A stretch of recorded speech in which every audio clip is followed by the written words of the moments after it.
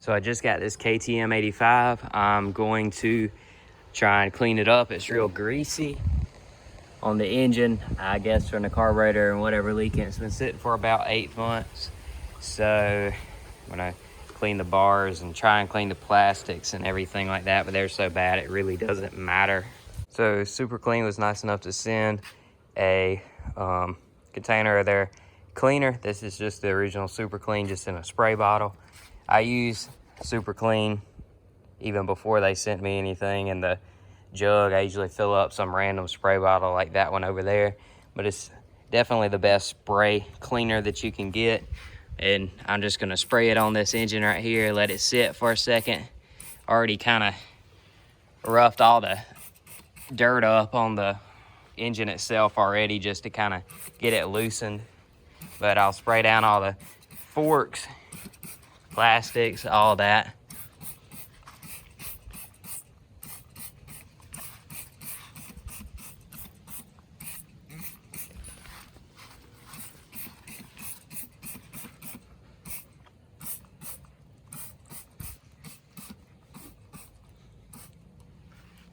And let it sit for a second and then go to start washing it. I'm just using this brush right here to kind of agitate all the dirt. I've got this side of the swing arm done, this brake caliper, and this little master cylinder here. And I'm just gonna continue just going around the whole bike with this brush, just kind of agitating all the dirt, and then I'll spray it off. You don't actually have to do all this work if you have a pressure washer, but I have no idea where mine is right now. I guess my dad used it and maybe it's somewhere else, but it'll still work if you don't have it. Just a garden hose and a little brush and a little bit of time and effort, and it'll usually take most anything off pretty easily. I'm gonna try and spray off at least this side of the swing arm.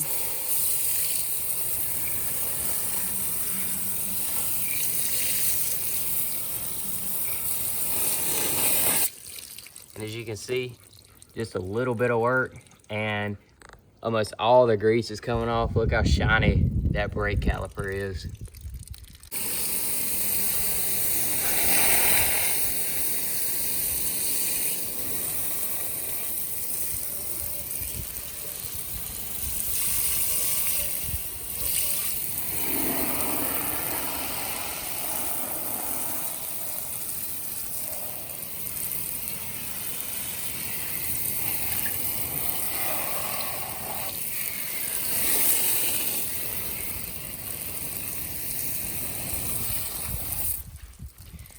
There's a little comparison between this fork and the other one. As you can see, it took all the grease off the fork, and that's got the leaky seals there. Sprayed it all down. It looked like that, and then this side is all shiny and new looking. Even looking at this super greasy motor, and I didn't even pressure wash it. As you saw, I just kind of agitated it with the brush and sprayed it off. It looks extremely clean now. I mean, of course, it's not gonna get this super set in stuff out, but all the surface grease is gone completely. So I'm gonna start rebuilding this here KTM. The story with it is that one of the gaskets on the inside got pinched and it filled up with water from the radiator or something like that. Anyway, it sat for 8 months and now it's kind of hung up. So I'm gonna break it all down, split the cases, see what I'm working with. First thing though, need to get these crappy plastics off. They look terrible. Looks like the thing's been sitting outside for a while. But I'm gonna go ahead and bust these off and see what I can get into with this thing.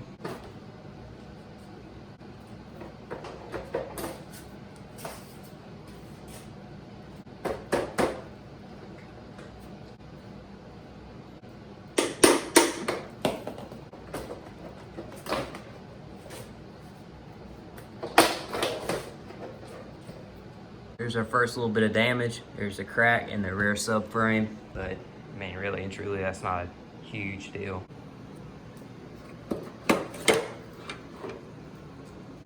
So I got most of it torn down now.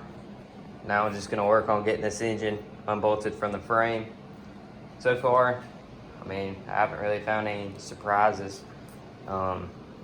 It's got no coolant in it, but It's kind of odd how that looks. And then this is, the pipe is full of water and oil, so that's interesting. So I have the engine all torn apart now on the KTM. As you can see, kind of what's left over in this clutch. Oil was pretty milky. There's a look inside the cases. I'm leaving the transmission and all assembled because all I really need to do is take the, I had to take the crank out so I could get to this bearing. As you can see, it doesn't want to spin, but I could rock it back and forth with the crank in it. It's just got a lot of junk in it, so I'm going to clean it out with the air compressor, reseal the engine with a full new gasket set. The guy I got it from said that he thinks they pinched the gasket, and that seems about right, and it just filled it up with water when it was turned on. But as you can see, the inside of this case is pretty clean. This one's not bad, but it is a little bit dirty. That case, or outer case, is all good to go. All this stuff's good. I saw the bolts and all, electronics, all that looks perfectly fine. The cylinder here, you can tell it's had some use, but there's nothing real terrible about it. Here's the crank and piston. As you can see, it's got literally no use on it after it was rebuilt. This is probably just from kicking it over until it filled up. Crank also looks good. Everything's nice and loose. But as you can see, the frame and all is in pretty good shape as well. There's nothing too crazy going on with it. Still has the original carburetor. I'm going to need to replace all the plastics. Plastics are all, I'm missing some of them, like the cover for the air box. That's really terrible. I have the shrouds, but they're not that great. But I'm just going to replace everything all at once. But that's all that's going to be in this video about this here dirt bike. Be looking out for a part 2, because I'm sitting here waiting on gaskets and everything else to be able to put this engine back together. Part 2 will be me assembling this engine and putting it in the bike.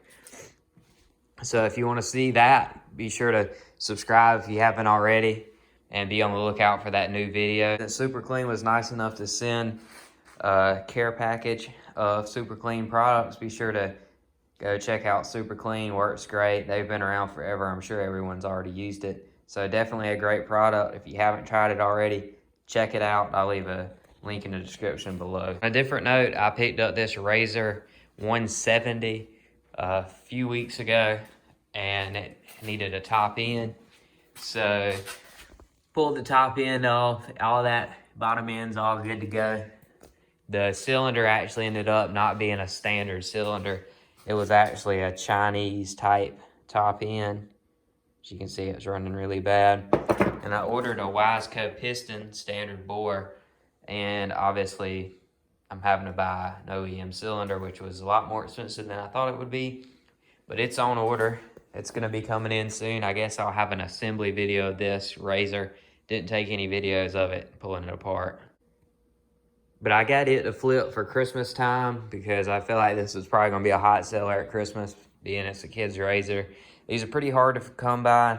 I mean, they're not rare by any means, but there's not a lot of them for sale in comparison to other things. It's in pretty good shape. This is all the parts and everything just laid in it, whatever.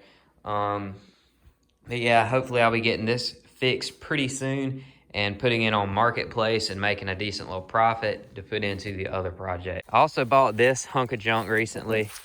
I got it apart out. As you can see, it's extremely rusty. I actually had to saw the frame in pieces there and here and on the other side to get the engine out, because the bolts were all so rusty that they would not turn. So I pulled the engine out, sold the engine, sold the front rack and a couple other pieces, CDI, other things. But yeah, I need to go ahead and break this all the way down, selling the discs and all that out of it, and the harness and controls, pretty pretty much the whole frame is completely no good. Wheels don't spin. The tires are pretty much all flat, and it's completely rusted. Like, the suspension doesn't even work. I mean, it's just terrible. And for a South Georgia ATV, this is honestly kind of weird, but supposedly it was used for like running up and down fields after they sprayed fertilizer. So more than likely, it's just been exposed to fertilizer all its life, which is pretty bad for metal, and that's probably why it all rusted. But if you haven't already, be sure to subscribe if you enjoyed this video, and be sure to leave a like if you made it this far. Be on the lookout for a video on the little KTM 85 coming up probably, I don't know, in the next month. It usually takes me a while to upload videos, especially now that I'm started class again. So be on the lookout for that video. It should be a pretty cool video. Also be on the lookout for videos on the Toyota cars and whatever. Here's one Land Cruiser, and I'll bring you over to another Land Cruiser. Still have the 4Runner. It's actually got a little bit of an issue right now, like a little misfire. Should be looking into that pretty soon. I'll give you a quick flash of a new vehicle I got. Here's the Land Cruiser from the last video. I haven't done much to it. I've been saving the pieces to actually make a video, so be on the lookout for that, hopefully pretty soon. And the video of the new vehicle is going to be coming up soon too. So if you want to keep up with any of the projects, be sure to hit the subscribe button and be on the lookout for the next video. Thanks for watching.